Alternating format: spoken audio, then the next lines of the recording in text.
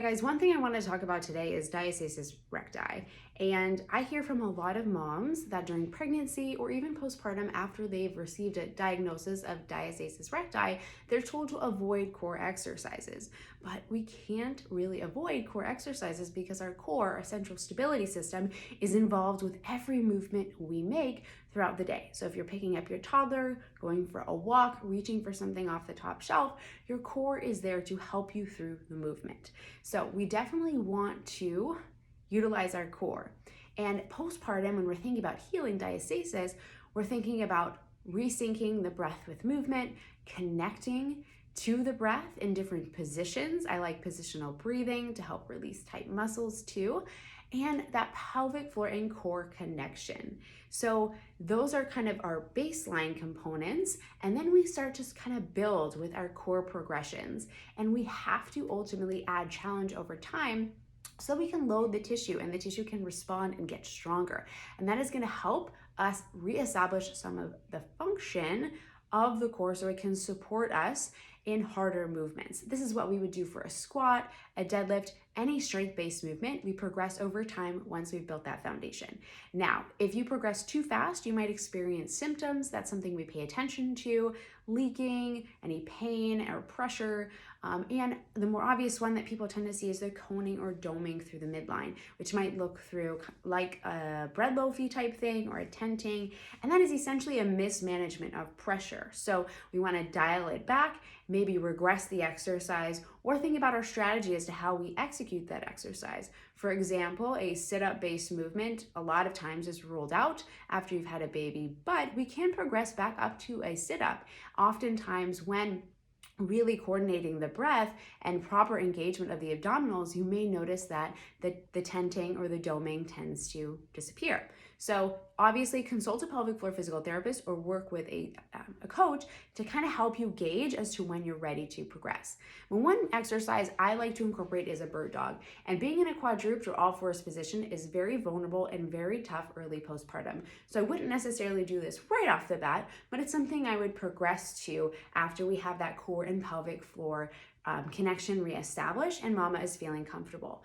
It's vulnerable, especially I know it was for me, because belly down, our skin tends to hang down. And if we have a diastasis, we might not feel so supported in this position. But I like to introduce the bird dog because it's kind of a prereq to more advanced movements like a plank, a push-up, a burpee, or even a bent over row, because we're in that bent over position, wanting to maintain a neutral spine and also feeling that connection as our limbs move.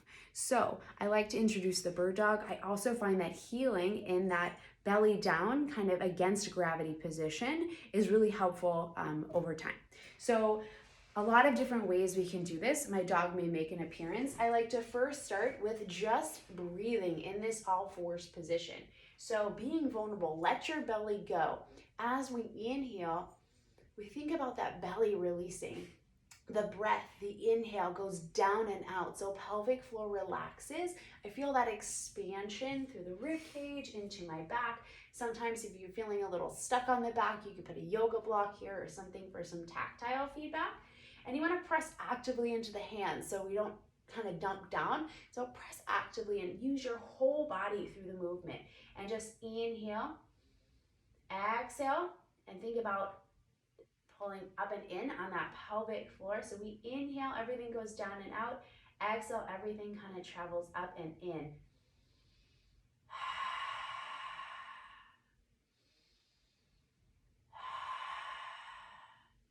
At first, as we do this, it might, we have to think about it. Over time, this kind of becomes an automation of the system. And sometimes you're ready to progress when one, the exercise feels super easy, or two, that system is so automated that you really don't need to think about it. You just do it. So one of my favorite variations is to utilize the Pilates ball for feedback, because that's just like a little trick to get the pelvic floor, the lower abdominals, just kind of turned on and ready to go for the movement before I move limbs away from the body. So if you see a bird dog on social media and people are just kind of like flailing around, know that that's not really the goal of the bird dog. The goal is to really keep our trunk extremely stable, hips like headlights towards the ground. We're barely moving. And honestly, when I move slowly and with intention, I can maybe do 3 or 4 reps of this before I'm in like totally shaking. So I'm gonna place one hand on the Pilates ball, the other hand is right beside. My right hand is on the ball, so my left leg is gonna extend back. I'm pressing actively into that left hand, spreading my fingers nice and wide, so we don't wanna be super narrow, we want a nice base of support. Hands out wide like a starfish, as I would tell my son. Inhale, down and out.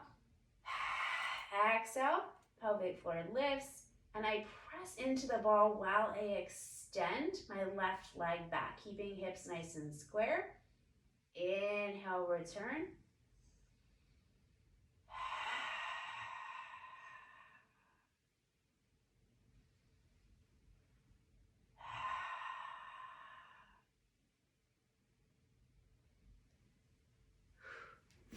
That is a very challenging movement, so even starting with 1 to 2 reps to get a feel for where you're at is a great place. Notice that is an advanced variation. I have a few other variations listed below. But remember, over time, to heal a diastasis, we need to progress. We need to load it, and we need to give the diastasis an opportunity to support our system, or excuse me, our core, an opportunity to support our system with additional movement and challenge. Hope that's helpful, and let me know if you have any questions.